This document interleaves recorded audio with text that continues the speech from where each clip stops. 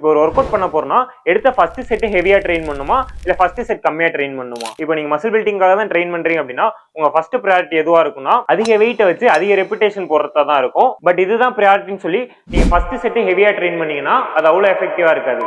ஏன்னா நீங்க எடுத்தோடனே உங்க மேக்ஸிமம் வெயிட் வச்சு புஷ் பண்றப்ப உங்க பாடி அந்த மூமெண்ட்டுக்கு அடாப்ட் ஆயிருக்கான்றது தெரியாது அண்ட் உங்க மசில் வார்ம் ஆயிருக்கான்றது தெரியாது அண்ட் உங்களுக்கு இன்ஜூர் ஆகிறதுக்குமே அதிக சான்சஸ் இருக்கு. அண்ட் இப்போ பெஸ்ட் வேணும்னா நீங்க ஸ்டார்டிங்ல கம்மியான வெயிட்டே செலக்ட் பண்ணலாம். இப்போ நிறைய பேர் என்ன தப்பு பண்ணுவாங்கன்னா கம்மியான வெயிட்னு ரொம்ப கம்மியா போயிருவாங்க. ஸோ அப்படி பண்ணக்கூடாது. ஃபார் எக்ஸாம்பிள் நான் இப்போ இன்க்ளைன் செஸ்ட் பிரஸ் போடுறேன் அப்படின்னா எனக்கு 45 தான் மேக்ஸிமம் வெயிட். ஸோ அதுல என்னால 4 to 5 ரெப்ஸ் போட முடியும் அண்ட் 30ல என்ன ஒரு 15 ரெப்ஸ் புஷ் பண்ண முடியும். ஸோ இப்போ எனக்கு லோயஸ்ட் வெயிட்னு பாத்தீங்கன்னா 30. ஸோ அந்த 30லயுமே ஒரு 10 ரெப்ஸோ இல்லை 12 ரெப்ஸோ புஷ் பண்றப்ப எனக்குமே ஸ்ட்ரகிள் ஆகும். சோ அதுதான் லோயஸ்ட் வெயிட். சோ அது மாதிரி தான் செலக்ட் பண்ணணும். ஃபார் எக்ஸாம்பிள் ஒரு 12 ரெப்ஸோ இல்ல 13 ரெப்ஸோ போடுறப்ப நீங்க போடுற வெயிட்ல ஸ்ட்ரகிள் ஆகணும். சோ அதுதான் லோயஸ்ட் வெயிட். சோ இது மாதிரி ஒரு ஃபர்ஸ்ட் செட்ல ஒரு 30 kg, செகண்ட் செட்ல ஒரு 35 kg, தேர்ட் செட்ல ஒரு 40 kg, அதுக்கப்புறம் நான் ஒரு 45 kg ட்ரையல் பண்ணா எனக்கு இன்ஜூர் ஆகிறதுக்கு சான்சஸ் இல்ல. ஏன்னா அந்த 45 kg மேக்ஸிமம் புஷ் பண்ண முடியும், நிறைய ரெப்பிடேஷன் போக முடியும். சோ இதை நார்மலா ஒரு லோ வெயிட்ல இருந்து ஆரம்பிச்சிருங்க, ஹை வெயிட்ல இருந்து ஆரம்பிச்சிருங்கன்னு சொல்றதை விட இதுதான் அந்த பேக்ரவுண்ட்ல உள்ள தியரியே. சோ நீங்க இது மாதிரி ஒரு ஃபிட்னஸ் கத்துக்கிட்டீங்கன்னா உங்க லாங் டர்முக்கு உங்க ப்ராக்ரஸா இருக்கட்டும் இல்ல அந்த ப்ராக்ரஸ் பண்றப்போ உங்க நாலேஜா இருக்கட்டும்